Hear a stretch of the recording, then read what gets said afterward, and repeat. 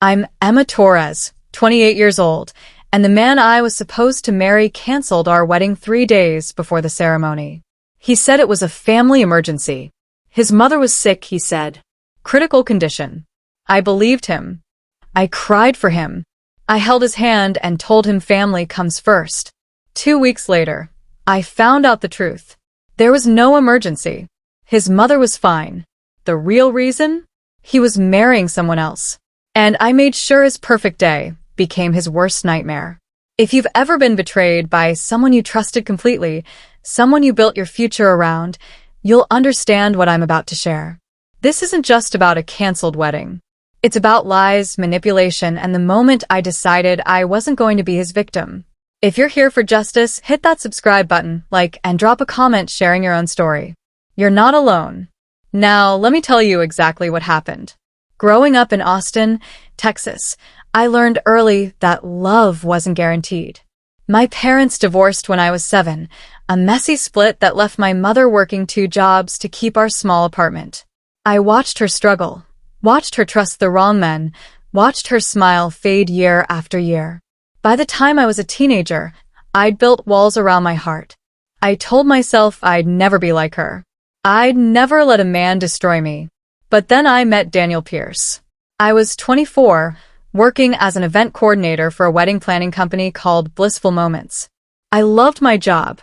There was something beautiful about watching couples promise forever, about creating perfect days from scratch. I'd arrange flowers, taste cakes, negotiate with vendors, and smile through every bridezilla meltdown. I was good at it. My boss, Sandra, said I had a gift for making people feel special. Daniel walked into our office on a Tuesday afternoon in March. He was tall, maybe 6'2", with dark hair that curled slightly at the edges and green eyes that seemed to catch every bit of light in the room. He wore a navy suit, perfectly tailored, and when he smiled at me, I felt something shift in my chest. "I need help planning a proposal," he said, his voice smooth and confident. I wanted to be perfect. I sat him down, pulled out my notebook, and started asking questions.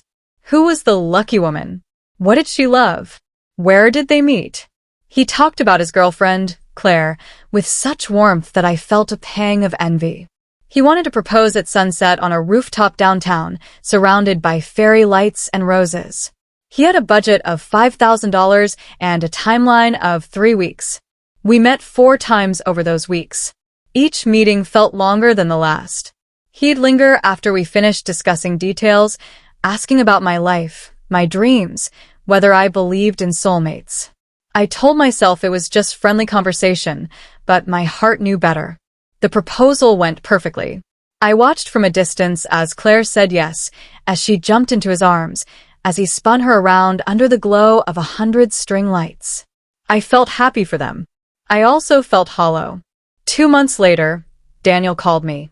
His voice was different, quieter and strained. "Claire and I broke up," he said. "It wasn't right." I realized that while planning the proposal.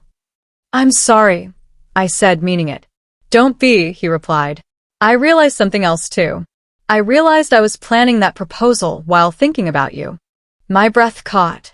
"Daniel, can I take you to dinner?" he asked. "Just to talk. No pressure." I said yes. That dinner changed everything. We talked for 4 hours, losing track of time over pasta and red wine.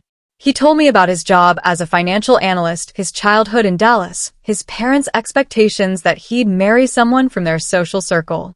He said Claire had been perfect on paper, but he'd never felt that spark, that pull he felt when he was with me. I told him about my mother, my fears, my walls. He listened without judgment. When he walked me to my car that night, he kissed me under the glow of a streetlight, and I felt those walls crumble. We fell fast. Within 3 months, we were inseparable. He'd surprise me with coffee at work, leave notes in my apartment, and introduce me to his friends as the woman he was going to marry. I met his parents, Richard and Helen Pierce, at a stiff dinner in their sprawling home in Westlake Hills. They were polite but distant, their smiles tight, their questions pointed. What did my father do? Where did I grow up? What were my career ambitions? I felt small under their gaze, But Daniel squeezed my hand under the table and whispered, "They'll love you. Just give them time." 6 months into our relationship, Daniel proposed. We were hiking at Mount Bonnell, the Austin skyline stretching out below us, the sun setting in shades of orange and pink. He got down on one knee, pulled out a simple diamond ring, and said, "Emma, you're the only person who's ever made me feel like I'm enough. Will you marry me?" I said yes through tears. I called my mother, who cried with me. I called Sandra, who screamed so loud I had to pull the phone away from my ear. I posted a photo of the ring on social media, and within hours, hundreds of people liked it, commented, congratulated us. The planning began immediately. As an event coordinator, I knew exactly what I wanted. A garden wedding at a venue called The Grove, with white roses, string lights, and a jazz band. 200 guests, a mix of our friends, family, and colleagues. Daniel agreed to everything, his eyes lighting up every time I showed him a new detail. But his parents were a different story. Helen called me 2 weeks after the engagement, her voice crisp and businesslike. "Emma, darling, we need to discuss the guest list." "Of course," I said, grabbing my notebook. "Richard and I have some associates we'd like to invite," she said. "Business connections, family, friends. It's important for Daniel's career." She rattled off 50 names. I didn't recognize any of them. "That's a lot," I said carefully. "We're trying to keep it intimate." Intimate. Helen's tone sharpened. "Daniel is our only son. This wedding is a reflection of our family. You understand that, don't you?" I bit my lip. "Of course. I'll make room." But making room meant cutting some of my friends, people who'd been with me through everything. I told myself it was a compromise, that marriage was about compromise. The next issue was the venue. Helen didn't like the Grove. "Too casual," she said. Too Austin. She wanted something grander, something that fit the Pierce family image. She suggested a country club in Westlake Hills, a place with marble floors and crystal chandeliers, a place that cost 3 times as much. Daniel and I already put down a deposit on the Grove, I said, trying to keep my voice steady. "We'll cover the difference," Helen said. "Consider it our gift."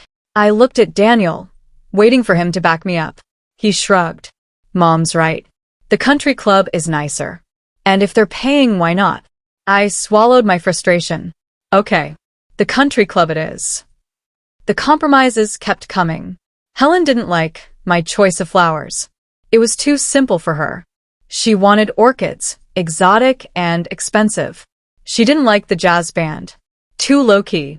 She hired a classical quartet without asking me. She rewrote the ceremony script, adding religious elements that neither Daniel nor I cared about.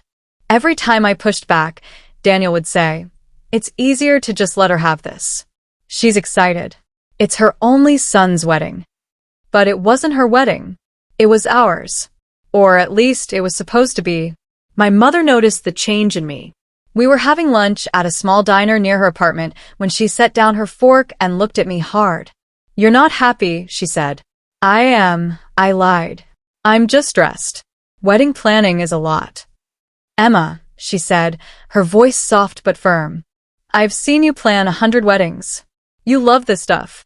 So, why do you look miserable?" I stared at my plate. His mother is involved. How involved? She's taken over everything. The venue, the flowers, and the music. I barely recognized the wedding anymore. My mother reached across the table and took my hand. "Listen to me. If you're already feeling like this, it's not going to get better after the wedding. Marriage doesn't fix things. It magnifies them." "I love him, Mom." "I know you do. But does he love you enough to stand up for you?" I didn't have an answer. The wedding was set for June 14th, a Saturday. 3 months away. I threw myself into the details, determined to make it perfect despite Helen's interference. I booked the photographer, finalized the menu, and ordered the invitations. Daniel was busy with work, traveling for client meetings, so I handled most of it alone. 2 months before the wedding, I started noticing small things. Daniel's phone would buzz late at night, and he'd glance at it, then silence it without explanation.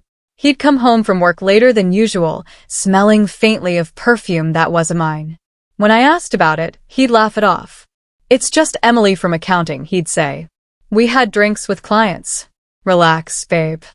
I wanted to believe him. I needed to believe him. 1 week before the wedding, I was at the Blissful Moments office when Sandra called me into her private room. Her face was pale, her hands twisting together. Emma, I need to tell you something, she said. And you're not going to like it. My stomach dropped. What is it? A bride came in yesterday, Sandra said. She's getting married on June 14th, same day as you. Okay, I said slowly. What does that have to do with me? Sandra took a deep breath. Her fiancé's name is Daniel Pierce. The room tilted. What? I didn't put it together at first, Sandra said quickly. But she showed me a photo. Emma, it's him. It's your Daniel. I felt like I was underwater, sounds muffled, vision blurred. That's impossible. There must be a mistake.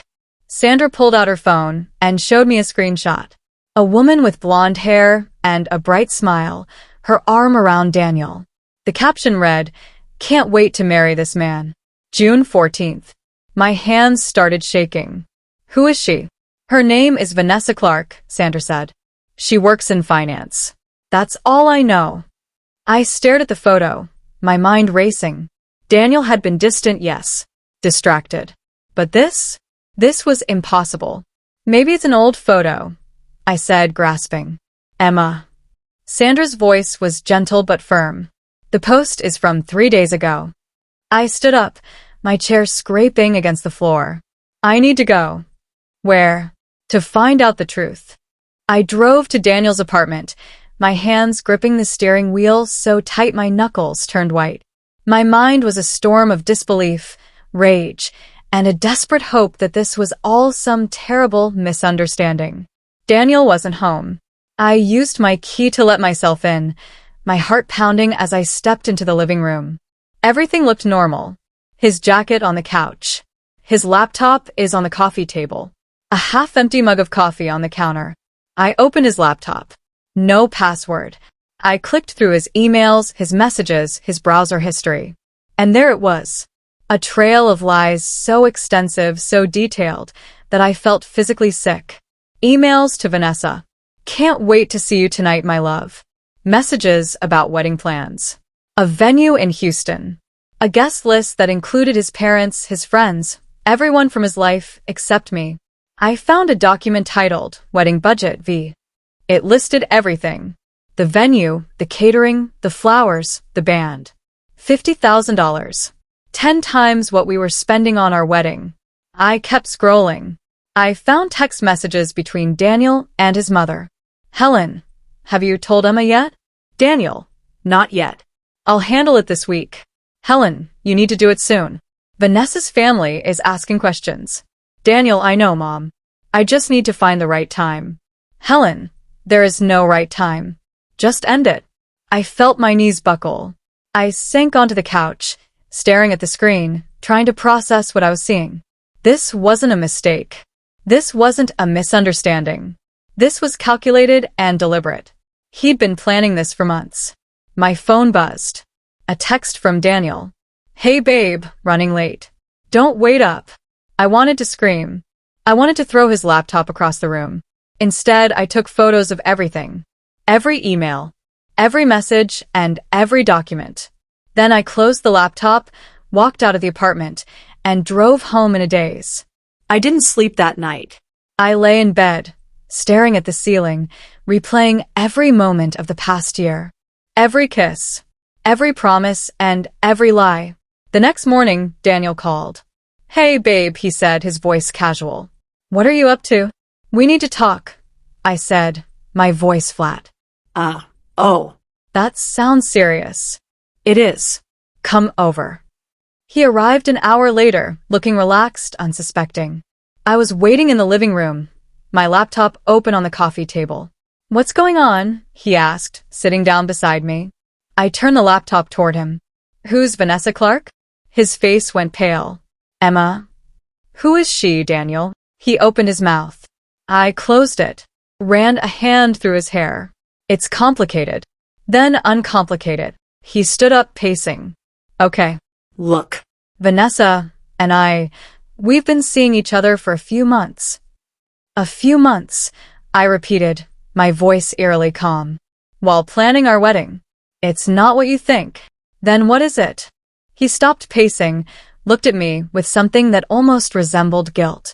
My parents wanted me to marry someone from our world. Someone who fits. Vanessa's father is a partner at a major investment firm. It makes sense for my career and for my family. I laughed, a harsh, bitter sound. And what am I? A mistake. No. Emma, I care about you. I do.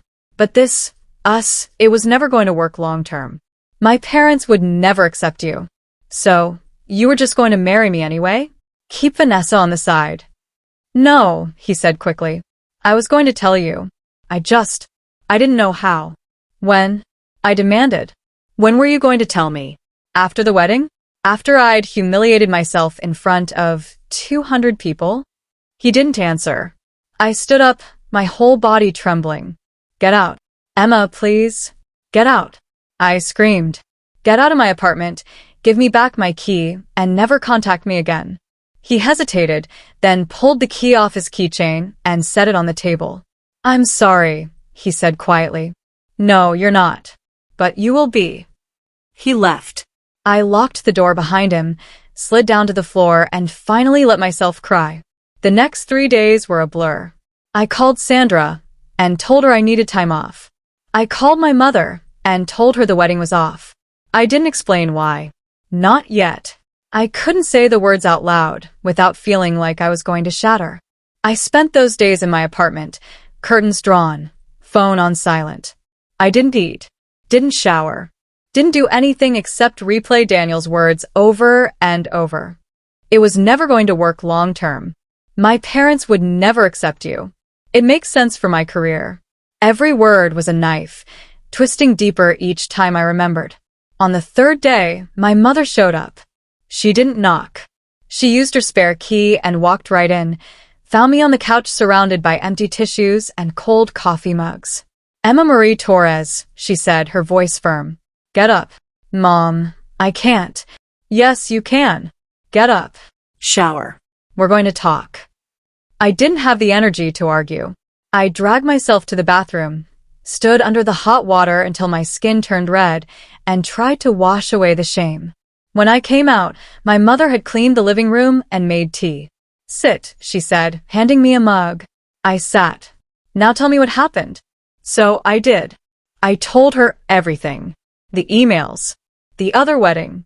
The conversation with Daniel. By the time I finished, my mother's face was hard, her jaw clenched. That bastard, she said quietly. Mom.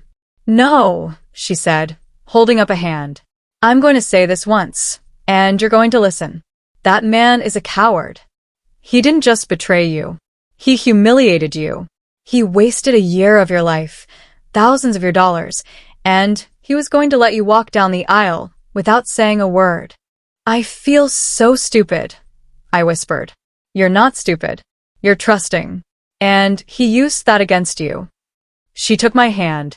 But here's what you're not going to do. You're not going to let him get away with this. You're not going to crawl into a hole and disappear. You're going to stand up, dust yourself off, and make sure he knows exactly what he lost. How? I asked, feeling helpless. I don't know yet, she said. But we'll figure it out. That conversation planted a seed. A small, dark seed that grew over the following days. I started thinking about revenge. Not just closure, not just moving on, but actual, deliberate revenge. I pulled out my phone and looked at the photos I'd taken of Daniel's emails and messages. There was so much evidence, so much proof of his lies. I could expose him, post it all on social media, send it to his friends, his family, his colleagues, ruin his reputation the way he'd ruined my life. But that felt too simple and quick. I wanted something bigger, something that would hurt the way I was hurting. I thought about the wedding. June 14th. Just days away now. Vanessa's wedding. The one Daniel had poured $50,000 into. The one his parents were attending. The one that was supposed to mark the beginning of his perfect life. What if I showed up? The thought sent a thrill through me, dark and electric. What if I walked into that venue, in front of all those people, and told the truth? What if I stood up during the ceremony and exposed him for exactly what he was? I shook my head. Too dramatic and too risky. Security would throw me out before I said 2 words. But the idea wouldn't leave me alone. Over the next few days, I started researching. I found Vanessa's social media. She was beautiful, polished, exactly the kind of woman Helen Pierce would approve of. Her feed was full of wedding preparations. Photos of her dress, her bridesmaids, her excitement about marrying the love of her life. I felt a pang of sympathy for her. She didn't know. She thought she was marrying a good man. She had no idea he'd been lying to her the same way he'd lied to me. Did she deserve to know? Yes, She did. but telling her wasn't enough. I needed more. I needed Daniel to feel the same humiliation, the same betrayal I'd felt. I started making a plan. First, I needed to know everything about Vanessa's wedding. The venue, the time, the guest list. I created a fake email address and reached out to vendors, pretending to be a guest with questions. The venue was the Langham Hotel in Houston, a 5-star property with marble floors and crystal chandeliers. The ceremony was at 4 p.m., followed by a reception in the grand ballroom. Second, I needed a way in. Crashing the wedding wasn't an option. Security would be tight. But what if I didn't crash? What if I was invited? I scoured the guest list Daniel had saved on his laptop. I recognized a few names. Colleagues from his firm. Friends from college. And then I saw it. A name I knew. Jessica Ramirez. Jessica was a former coworker of mine from Blissful Moments. She'd left the company 2 years ago to work in finance.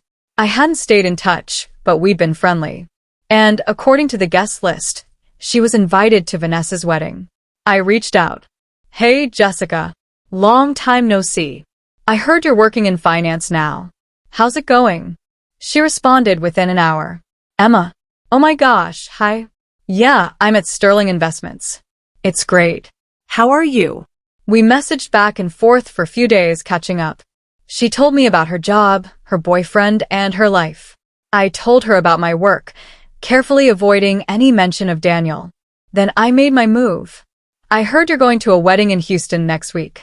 Daniel Pierce, right? Yes. Do you know him? I used to. Small world. You should come with me. I have a +1. My heart raced. Really? Are you sure? Totally. It'll be fun. I don't know anyone else there. Okay. I'd love to. It was that easy. I spent the next few days preparing. I bought a dress, simple but elegant. Something that wouldn't draw attention. I practiced what I would say, how I would say it. I imagined the look on Daniel's face when he saw me. But doubt crept in. What if this backfired? What if I made a fool of myself? What if it changed nothing? I called my mother. I think I'm going to do something crazy, I said. How crazy? I'm going to his wedding. There was a long pause. Emma? I'm not going to cause a scene, I said quickly. I need to see it. I need to see him lie to her face. And maybe, if the moment is right, I'll tell her the truth. And if it's not the right moment, then I'll leave. But at least I'll know I tried. My mother sighed. If you're going to do this, do it smart. Don't let your emotions take over. Stay calm. Stay in control. I will. And Emma? Yeah. Make him regret it. The days leading up to June 14th felt like walking through fog. I went to work, smiled at clients, coordinated centerpieces and seating charts, all while my mind was somewhere else entirely. Sandra knew something was off, but she didn't push. She'd bring me coffee, squeeze my shoulder, and tell me to take all the time I needed. But I didn't need time. I needed action. I spent my evenings researching everything I could about Vanessa Clark. Her Instagram showed a woman who loved yoga, brunch with girlfriends, and posting inspirational quotes about love and destiny. She worked as a financial consultant at Sterling Investments, the same company where Jessica worked. She'd been with Daniel for 8 months, according to her posts. 8 months of dinners, weekend trips, and carefully filtered photos that painted a picture of perfect romance. 8 months that overlapped entirely with our relationship. I found her wedding registry. China patterns, Egyptian cotton sheets, a KitchenAid mixer in robin's egg blue. Items that suggested she was building a life, a home, a future. My stomach twisted every time I looked at it. I also found her family. Her father, Robert Clark, was indeed a partner at a major investment firm. Her mother, Patricia, sat on the boards of several charities. They were exactly the kind of people Helen and Richard Pierce would approve of. Wealthy, connected, and respectable. I was none of those things. The realization didn't hurt anymore. It made me angry. I started keeping a journal, writing down everything I felt, everything I planned. It helped me stay focused, kept the emotions from drowning me. June 10th. 4 days until the wedding. Jessica confirmed our plans. We're driving to Houston together Saturday morning. The ceremony starts at 4 p.m. I need to stay calm. I need to be smart about this. June 11th. I keep imagining his face when he sees me. Will he panic? Will he pretend he doesn't know me? Part of me wants to see him squirm. Part of me just wants answers. Why wasn't I enough? June 12th, Mom called. She asked if I was sure about this. I told her yes. She said, then hold your head high. You're worth 10 of him. I cried after he hung up. June 13th. Tomorrow I'll see him marry someone else. Tomorrow I'll decide if I speak up or stay silent. I don't know which scares me more. I barely slept that night. I kept replaying scenarios in my head. Walking into the venue. Seeing Daniel at the altar. The moment when the officiant asks if anyone objects. Would I stand? Could I? The thought made my hand shake.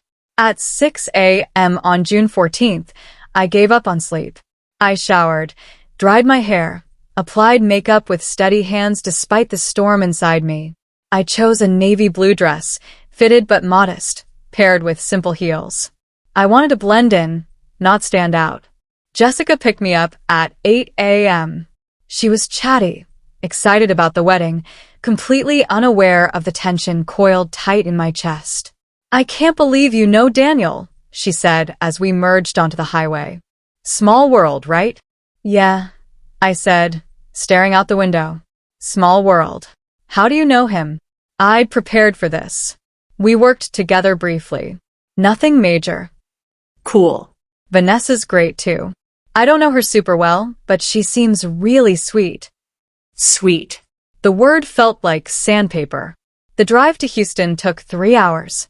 Jessica filled the silence with stories about work, her boyfriend, her plans for the summer.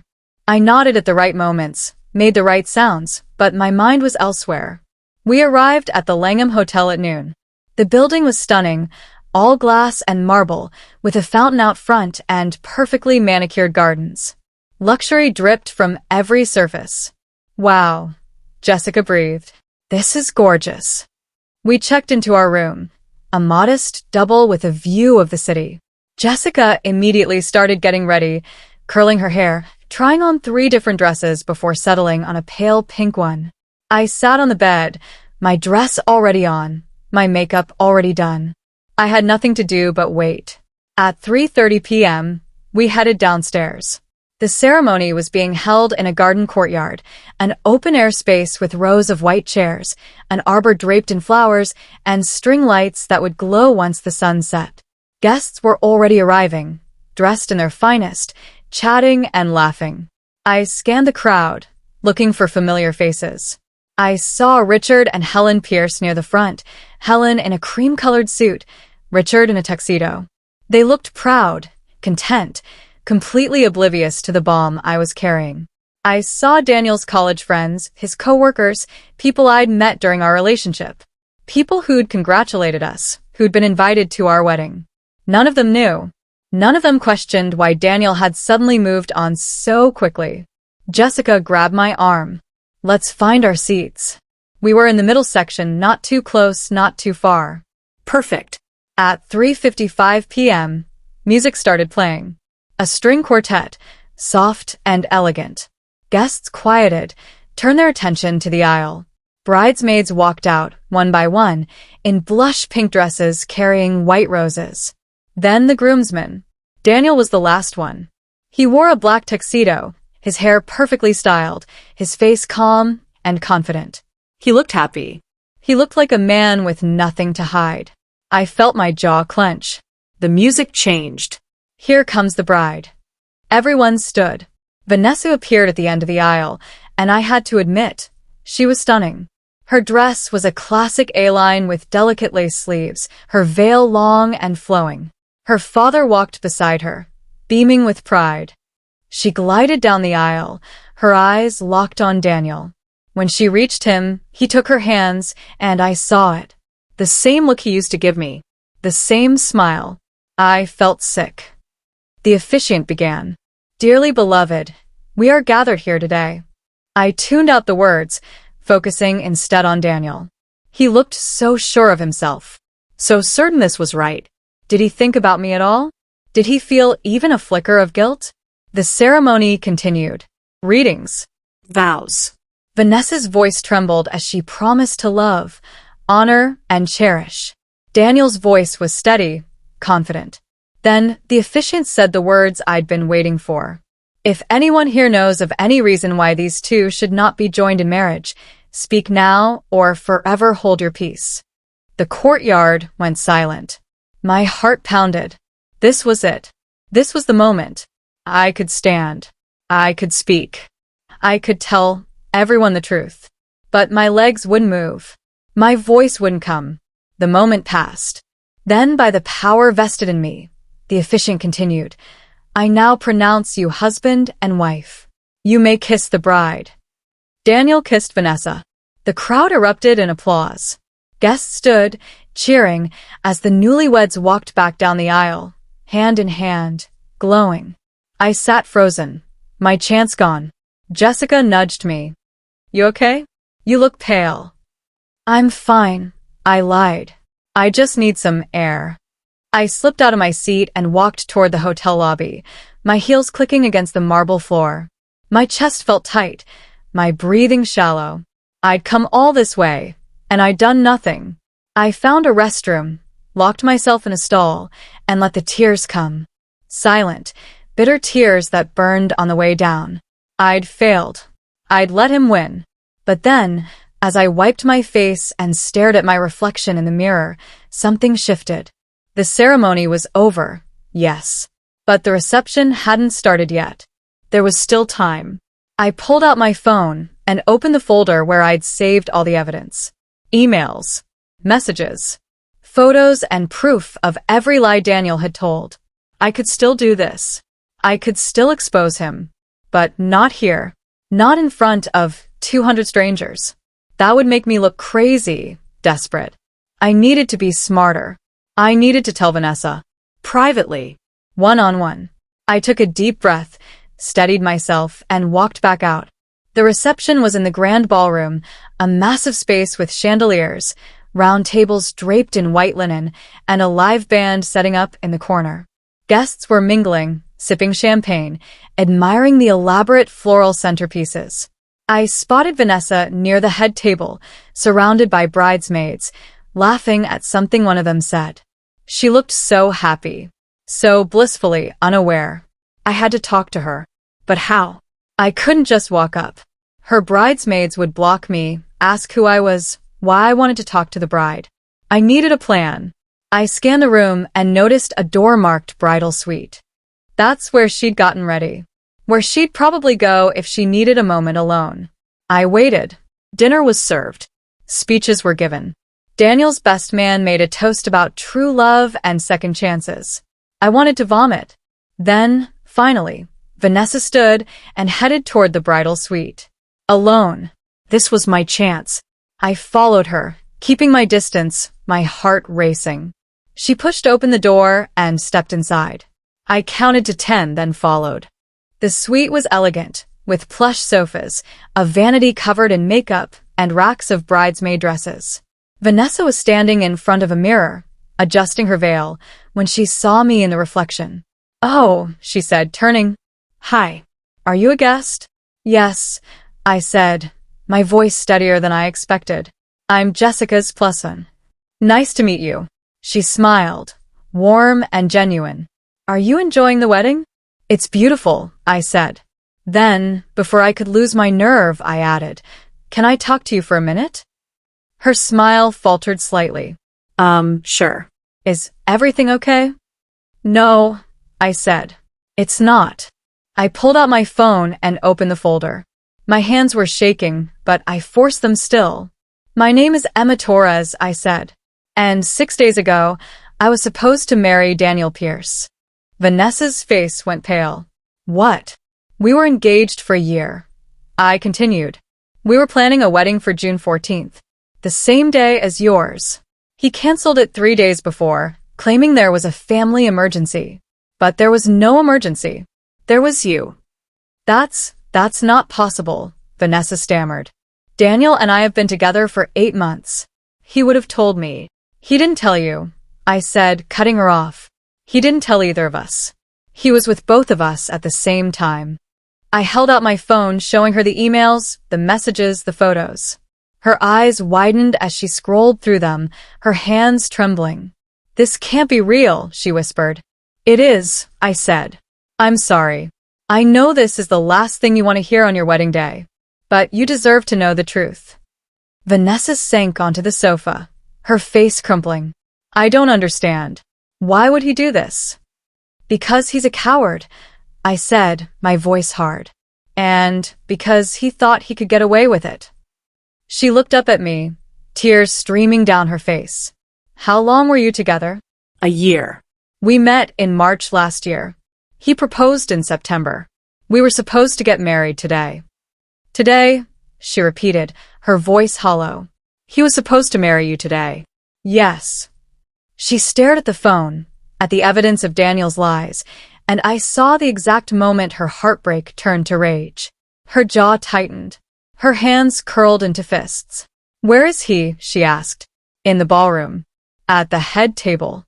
She stood, wiping her tears, her face set with determination. Come with me. Vanessa. Come with me, she repeated, her voice steel. I want him to see both of us. Vanessa didn't wait for me to respond. She turned and walked out of the bridal suite, her veil trailing behind her like a war banner. I followed, my heart pounding so hard I thought it might burst out of my chest. The ballroom was full of laughter and music. Guests were eating, drinking, and dancing. Daniel was at the head table, his arm around his mother, Helen, both of them smiling. He looked so relaxed, so content. That was about to change. Vanessa strode toward him, her heels clicking against the marble floor. Conversations quieted as people noticed her expression. The band stopped playing mid-song. By the time Vanessa reached the head table, the entire ballroom had gone silent. Daniel, she said, her voice loud and clear. Stand up. He looked confused. Babe, what's wrong?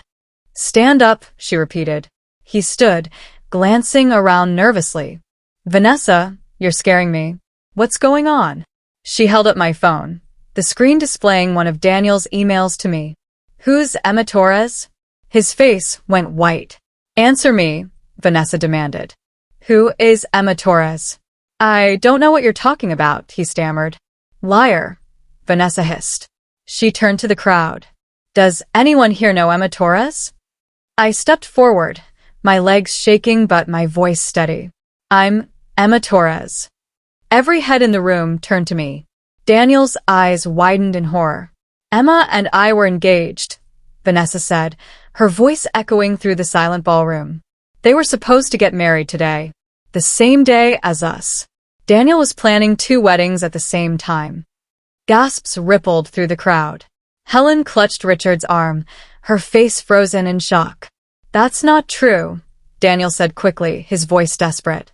She's lying. She's crazy. We broke up months ago. Then explain these, Vanessa said, scrolling through the phone. Emails from 2 weeks ago. Text messages from last week. Photos of the 2 of you from last month. She handed the phone to Richard, who stared at the screen, his face growing darker by the second. Daniel, Richard said slowly. What is this? Dad, I can explain. Explain? Vanessa's voice cracked. You lied to me. You lied to her. You were going to marry me while still engaged to someone else. It wasn't like that, Daniel said, his voice rising. Emma, tell them. Tell them it's not what it looks like. I stared at him, at the man I'd loved, the man I'd trusted. It's exactly what it looks like, I said. You were with both of us. You canceled our wedding 3 days before the ceremony, claiming your mother was sick. But she wasn't sick. You just needed to get rid of me, so you could marry Vanessa. Helen's face went from shock to fury. Daniel Edward Pierce, is this true? Daniel opened his mouth, closed it, then sank back into his chair, his head in his hands. It's true, Vanessa said, her voice breaking. She turned to me. When did he propose to you? September 12th, I said. He proposed to me on November 3rd, Vanessa said. He was engaged to both of us for 7 months. The ballroom erupted. Guests were talking over each other, some standing, some pulling out their phones to record. Daniel's friends looked horrified. His co-workers were whispering behind their hands. Richard stood, his voice booming. Everyone out. Get out. This wedding is over. Guests started moving toward the exits, some lingering to stare, others hurrying out as if the drama was contagious. Helen grabbed Daniel's arm, yanking him to his feet. How could you do this? How could you embarrass this family? Mom, I'm sorry. Sorry? Helen's voice was shrill. You were engaged to 2 women. You lied to everyone. You've humiliated us in front of our friends, our business associates. Do you have any idea what this will do to your father's reputation? I didn't mean for it to happen this way, Daniel said, his voice small. Then how did you mean for it to happen? I asked, stepping closer. Were you going to marry her and keep seeing me on the side? Or were you just going to disappear and hope I'd move on? He looked at me, and for the first time, I saw genuine guilt in his eyes. I didn't know how to choose, he said quietly. I loved you, Emma. But my parents wanted Vanessa. Her family, her connections, it made sense. It made sense, I repeated, my voice cold. So you destroyed 2 lives because it made sense. I was going to tell you, he said. I swear I was going to tell you. When? Vanessa demanded. After the honeymoon? After we had kids? When, Daniel? He didn't answer. Vanessa yanked off her wedding ring and threw it at him. It hit his chest and clattered to the floor. We're done. This marriage is annulled. I never want to see you again. She turned to me. Emma, I'm so sorry. If I'd known. It's not your fault, I said. He lied to both of us. She nodded, tears streaming down her face, then walked out of the ballroom, her bridesmaids rushing after her. I turned to leave, but Helen stepped in front of me. This is your fault, she hissed. You couldn't just let him go. You had to come here and ruin everything. I ruined everything? I said, my voice rising. Your son was engaged to 2 women. He lied, he cheated, and he was going to let Vanessa marry him without knowing the truth. I didn't ruin anything. He did. Helen's face twisted with rage, but Richard put a hand on her shoulder. Enough, Helen. She's right. He turned to Daniel, his voice cold. Pack your things. You're not welcome in our home until you fix this mess. Daniel looked like he'd been slapped. Go, Richard said. Daniel stumbled toward the exit, his shoulders slumped, his face pale. Guests parted to let him through, their expressions ranging from pity to disgust. I watched him leave, and I felt nothing. No satisfaction. No vindication. Just emptiness. Jessica appeared at my side, her face pale. Emma, I had no idea. I'm so sorry. It's okay, I said. I just want to go home. We left the hotel in silence. The drive back to Austin felt endless. Jessica tried to make conversation, but eventually gave up, letting me sit with my thoughts. By the time we reached my apartment, it was past midnight. I thanked Jessica, told her I'd call her later, and dragged myself inside. I collapsed on the couch, still in my dress, and stared at the ceiling. It was over. The revenge I'd planned, the confrontation I'd imagined, had happened. Daniel's lies were exposed. His wedding was ruined. His parents were furious. Vanessa had walked away. I'd won. So why did I feel so hollow? The next morning, I woke to dozens of missed calls and messages.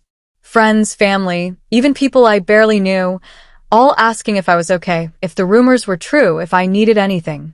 I ignored them all. The story had spread fast. Someone at the wedding had recorded the confrontation and posted it online. Within hours, it had thousands of views. Comments poured in, some supportive, some cruel. "She's so brave for exposing him. Poor Vanessa. Imagine finding out on your wedding day." Daniel Pierce is a narcissist. He deserves everything he gets. Why would Emma crash a wedding? That's psycho behavior. I closed the app. I didn't care what strangers thought. Over the next few days, the fallout continued. Daniel's firm put him on administrative leave, citing the negative publicity. Helen and Richard stopped speaking to him entirely, according to a mutual friend. Vanessa filed for an annulment, which was granted within a week, since the marriage had never been consummated. Daniel tried to contact me. Dozens of texts, voicemails, even a handwritten letter slipped under my door. "Emma, please. I need to explain. I made a mistake. I'm sorry. Please talk to me." I didn't respond. There was nothing left to say. 3 months later, I was sitting in my office at Blissful Moments when Sandra knocked on the door. "There's someone here to see you," she said. I looked up from my laptop. "Who?" "Vanessa Clark." My stomach dropped. "Tell her I'm busy." "I think you should see her," Sandra said gently. I hesitated, then nodded. "Okay. Send her in." Vanessa walked in a moment later, looking different from the last time I'd seen her. Her hair was shorter, her face makeup-free, her expression cautious. "Hi," she said. "Hi," I replied, gesturing to the chair across from my desk. "Sit." She sat, her hands folded in her lap. "I'm not here to cause trouble," she said quickly. I wanted to thank you." I blinked. "Thank me?" "For telling me the truth," she said. "I know it wasn't easy. I know you didn't have to do it. But you did. And I'm grateful." "I'm sorry it happened the way it did," I said. "I didn't mean to ruin your wedding." "You didn't ruin it," Vanessa said. "Daniel did. You just made sure I didn't spend the rest of my life with a liar." We sat in silence for a moment. "How are you doing?" I asked. "Better," she said. "It's been hard, but I'm moving forward. I started therapy. I'm focusing on my career. I'm learning to trust myself again." "That's good." "What about you?" she asked. "Same," I said. "Therapy, work, and moving forward." "Have you heard from him?" "He tried to reach out a few times." I didn't respond. Vanessa nodded. "He tried with me too. I blocked him." "Good."